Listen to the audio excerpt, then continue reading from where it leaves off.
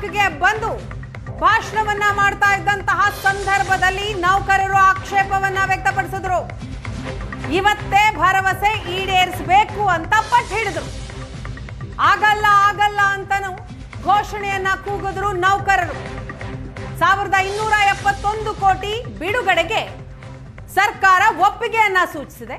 ಸರ್ಕಾರದ ಭರವಸೆಗೆ ಸಾರಿಗೆ ನೌಕರರು ಒಪ್ತಾ ಇಲ್ಲ. ನಮ್ಮ ಇತಿಮಿತಿಗಳಲ್ಲಿ ನಾವು ಕೆಲಸವನ್ನ ನಿರ್ವಹಿಸಬೇಕಾಗುತ್ತೆ. ಡೆಫಿನೆಟ್ ಆಗಿ ಈ ಒಂದು ವಿಚಾರದಲ್ಲಿ ಮಾನ್ಯ ಮುಖ್ಯಮಂತ್ರಿಗಳು, ಮಾನ್ಯ ಸಾರಿಗೆ ಮಂತ್ರಿಗಳು ಮತ್ತೆ 4 ಜನ MDಗಳು ಸೇರಿ ನಾವು ಹಲವಾರು ಸಭೆಗಳನ್ನ ಮುಖಂಡರ ಜೊತೆ ನಡೆಸಿದ್ದೇವೆ. ಹಲವಾರು ಚರ್ಚೆಗಳಾಗಿದ್ದಾವೆ.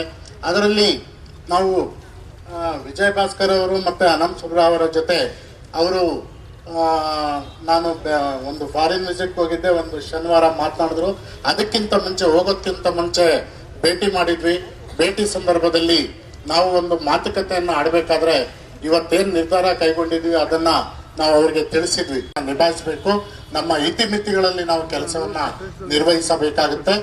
ಡೆಫಿನೆಟ್ ಆಗಿ ಈ ಒಂದು ವಿಚಾರದಲ್ಲಿ ಮಾನ್ಯ ಮುಖ್ಯಮಂತ್ರಿಗಳು, ಮಾನ್ಯ ಸಾರಿಗೆ ಮಂತ್ರಿಗಳು ಮತ್ತೆ 4 ಜನ MDಗಳು ಸೇರಿ ನಾವು ಹಲವಾರು ಸಭೆಗಳನ್ನ ಮುಖಂಡರ ಜೊತೆ ನಡೆಸಿದ್ದೇವೆ. ಹಲವಾರು ಚರ್ಚೆಗಳಾಗಿದ್ದಾವೆ. ಅದರಲ್ಲಿ ನಾವು ವಿಜಯ್ ಭಾಸ್ಕರ್ ಅವರು ಮತ್ತೆ ಅನಂತ್ ಸುಬ್ರಾವ್ ಅವರ ಜೊತೆ ಅವರು ನಾನು ಒಂದು ಫಾರಿನ್ ವಿಸಿಟ್ ಹೋಗಿದ್ದೆ, ಒಂದು ಶನಿವಾರ ಮಾತನಾಡಿದ್ರು. ಅದಕ್ಕಿಂತ ಮುಂಚೆ ಹೋಗೋಕ್ಕಿಂತ ಮುಂಚೆ ಭೇಟಿ ಮಾಡಿದ್ವಿ. ಭೇಟಿ ಸಂದರ್ಭದಲ್ಲಿ ನಾವು ಒಂದು ಮಾತುಕತೆಯನ್ನು ಆಡಬೇಕಾದ್ರೆ ಇವತ್ತೇನು ನಿರ್ಧಾರ ಕೈಗೊಂಡಿದ್ವಿ ಅದನ್ನ ನಾವು ಅವರಿಗೆ ತಿಳಿಸಿದ್ವಿ. ಸರ್ಕಾರ ಆದೇಶದಲ್ಲಿ ಹೇಳಿದೆ, ಮಾತುಕತೆಯನ್ನು ಮಾಡಿ ಸಂಘಟನೆಗಳ ಜೊತೆ ಚರ್ಚಿಸಿ ಈ ಸಂಘಟನೆಯಲ್ಲಿ ಈಗ ಒಂದ್ ನಿಮಿಷ ಶಾಂತ ಚಿತ್ತದಿಂದ ಕೇಳಿ. ಬೆಳಿಗ್ಗೆಯಿಂದ ನೀವುಗಳು ಕೇಳಿದ್ದೀರಾ, ನನ್ನ ಮಾತನ್ನು ಆಲಿಸಿ. ಸೊ ಇಲ್ಲಿ